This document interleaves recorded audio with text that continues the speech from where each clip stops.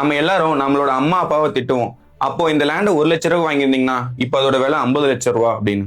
This is an unwanted statement irrelevant to the current situation. ஆனா நாமளும் இப்போ அதே மிஸ்டேக் தான் பண்றோம். இப்போ அந்த லேண்ட் ஒரு 20-30 லட்சம்னா அடுத்த 30 வருஷம் கழிச்சு அதோட விலை 10 கோடி ரூபாய் இருக்கும். இதுக்கு என்ன ரீசன்னா 30 வருஷத்துக்கு முன்னாடி உங்க பேரண்ட்ஸோட சேலரி 4,000 5,000 தான் இருக்கும். இப்போ இன்ஃபிளேஷன் படி பாத்தீங்கன்னா உங்க சேலரி 50,000 இருக்கு.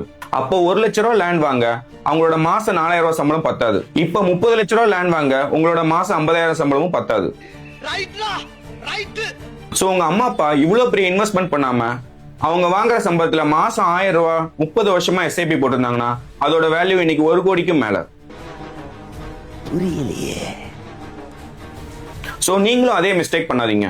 லேண்ட்க்கு பெரிய இன்வெஸ்ட்மெண்ட் வேணும், எஸ்ஐபிக்கு ஸ்மால் இன்வெஸ்ட்மெண்ட் அண்ட் கன்சிஸ்டன்சி போதும்.